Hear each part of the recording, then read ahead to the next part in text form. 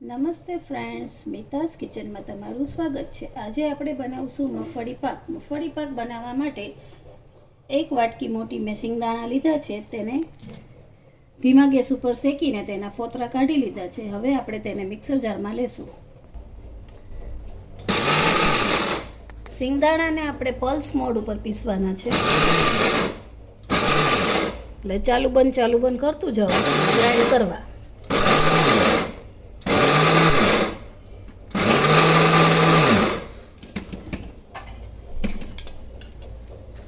આ રીતનો ભૂકો થઈ જાય પછી હવે આપણે તેમાં નાખશું 1/4 વાટકી કાજુના ટુકડા અથવા આખા કાજુ, તમે કાંઈ પણ નાખી શકો।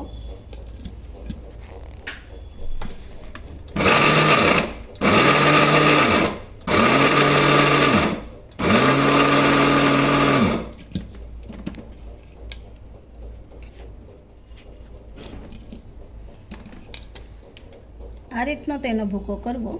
હવે આપણે તેને લઈ લઈશું। હવે મેં માંડવીનો ભૂકો એક તપેલીમાં કાઢીને જોઈ લીધું છે। આ એક તપેલી માંડવીનો ભૂકો થયો તો તેને બાજુની તપેલીમાં ફેરવી દીધો છે, અને એ જ તપેલીમાં અડધી તપેલીથી ઓછી સાકર લીધી છે। તે હવે આપણે તેને પેનમાં નાખશું। તમે ખાંડ કે સાકર કાંઈ પણ લઈ શકો છો, અને સાકર ડૂબે તેટલું આપણે પાણી નાખશું। અને હવે આને આપણે ઓગાળવાની છે।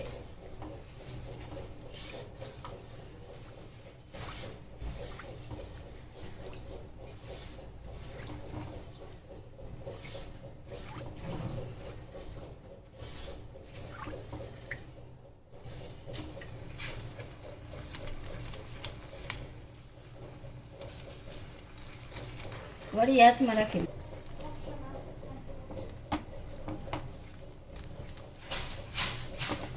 એક તારની ચાસણી કરવાની છે।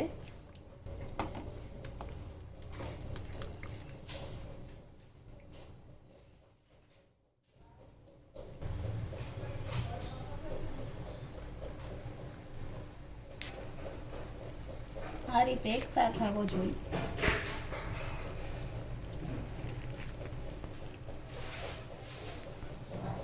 હવે આપણે તેમાં માંડવીનો ભૂકો નાખી દઈશું।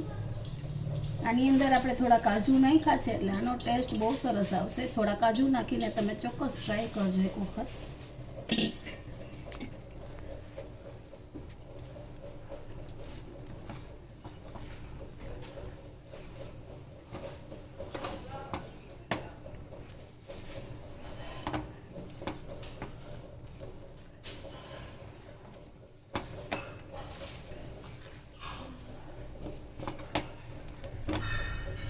જેટલા કાજુ નાખ્યા હતા તેટલું જ ટોપરાનું ખમણ।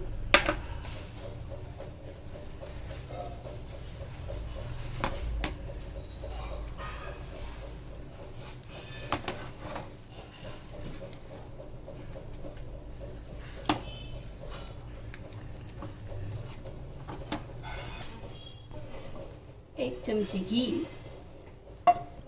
હવે બસ આને 1 થી 2 મિનિટ જ તમારે હલાવવાનું છે, અને પેન છોડી દે એટલે આપણે તેને ઘી લગાડેલી થાળીમાં પાથરી દેશું। તેને થાળીમાં કાઢી લેશું। ઘી પહેલાથી જ લગાડી રાખવું।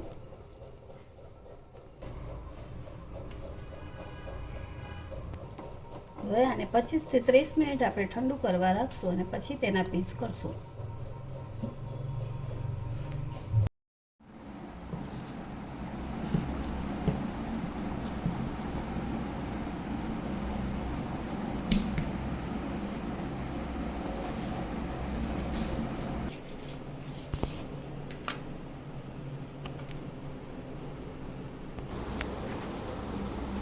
તૈયાર છે આપણો માંડવી પાક। જો તમને મારી આજની રેસીપી ગમી હોય તો